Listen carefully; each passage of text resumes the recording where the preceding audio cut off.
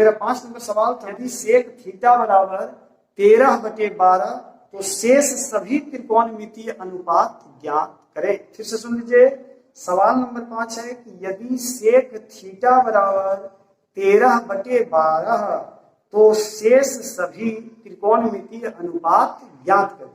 तो क्या करेंगे हम, सबसे पहले सवाल को लिखेंगे और लिखने के बाद फिर वही एक चित्र बनाएंगे।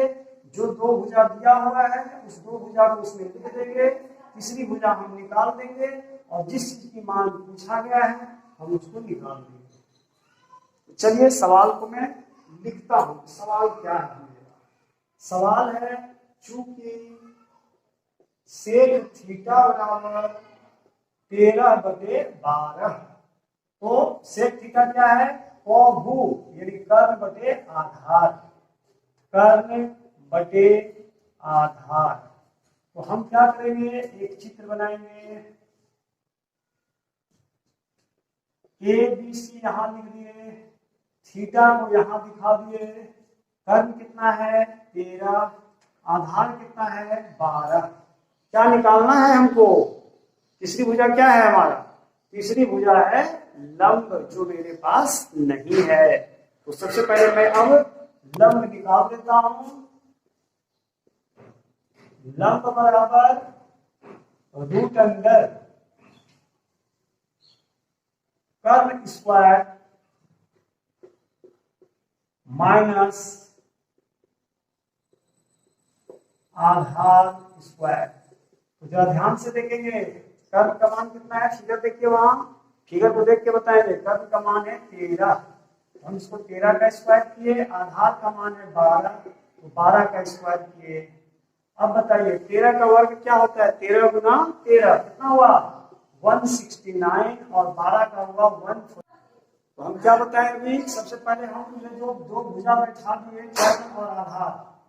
कर्ण और आधार जब हम चित्र में बैठा दिए तो हमने देखा कि मेरे पास क्या नहीं है, तो चित्र बताया कि लंब नहीं है। हमने बार बार मैं एक ही चीज बता रहा हूं कि 3 भुजा है, 3 में कोई 2 भुजा दिया हुआ रहेगा और तीसरी भुजा हमको निकाल लेनी है, ज्ञात कर लेनी, जिसके लिए सूत्र में 3 दे दिया हूं। तो लंब निकालने के लिए क्या किया? कर्ण स्क्वायर माइनस आधार स्क्वायर।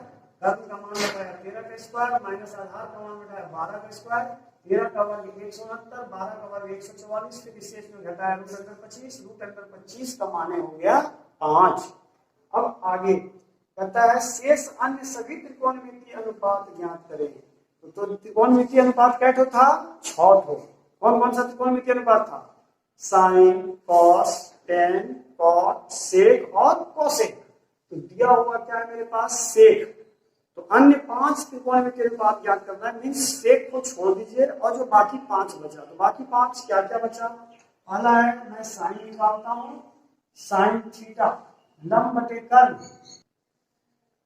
लंब बटे कर्ण। लंब बटे कर्ण का माने हो गया, लंब है 5 और कर्ण कितना है? 13। फिर मैं कॉस निकालूंगा, कॉस थीटा भू कॉस, यानी क्या हो गया? आधार बटे कर्ण। आधार आपके पास कितना है? 12। कर्ण कितना है? 13। साइन कॉस निकाल दिए। अब आइए टेन निकालिए। टेन थीटा बराबर लॉग भू, लंब बटे आधार, लंब बटे आधार। बताइए चित्र देख करके, लंब कितना है? 5, आधार कितना है? 12। उसके बाद क्या होगा? Cot theta. कॉट थीटा बराबर क्या होता है? आधार बटे लंब, आधार बटे लंब। आधार कितना है? 12, लंब कितना है? 5।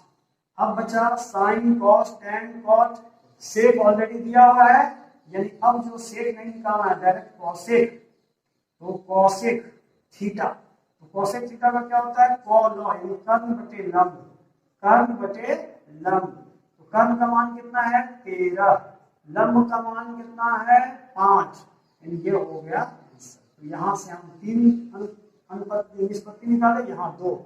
तो यानी कि त्रिकोणमिति में कुल 6 निष्पत्तियां होती है। 6 निष्पत्ति में एक निष्पत्ति सेक दिया हुआ है, बाकी कितनी निष्पत्तियां हमारे पास बची? 5। वो 5 कौन कौन से थी? साइन, कॉस, टेन, कॉट और कोसेक। क्योंकि ये जो सेक है, सेक का मान ऑलरेडी दिया हुआ है, इस प्रकार हम पांचों मान ज्ञात कर लेते हैं। चलिए इस सवाल को एक बार फिर से दोहरा दिया जाए, चलिए ये भी सवाल जो है वो इम्पोर्टेंट सवाल है। सवाल था मेरा सेक थीटा बराबर 13/12 दिया हुआ है। तो अब देखेंगे कि ये कर्ण बटे आधार हुआ, कर्ण बटे जब आधार हुआ तो मेरे पास क्या नहीं है, ये जो किस सामने आया।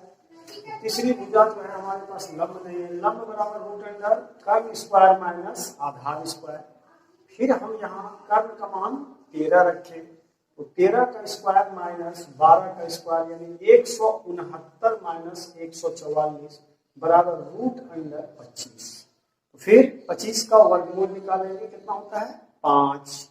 अब देखिए मेरे पास सेक थीटा दिया हुआ था, तो अन्य निष्पत्ति जो है वो 5 बची हुई है, यानी क्या क्या बची हुई है, साइन, कॉस, टेन, कॉट और कॉसेक। तो हम पहले साइन निकाले। साइन का सूत्र मालूम है, मैं पहले लिखा चुका हूँ। साइन थीटा बराबर क्या होता है, लंब बटे कर्ण अर्थात 5/13। कॉस थीटा का मान आधार बटे कर्ण यानी 12/13। टेन थीटा बराबर सूत्र क्या होता है, लंब बटे आधार यानी 5/12। कॉट थीटा का क्या होता है, आधार बटे लंब यानी 12/5। और कॉसेक थीटा का सूत्र क्या होता है, कर्ण बटे लंब यानी 13/5। और इस प्रकार जो है हमारा 5वां नंबर का सवाल जो बहुत ही इंपॉर्टेंट था वो समाप्त हुआ।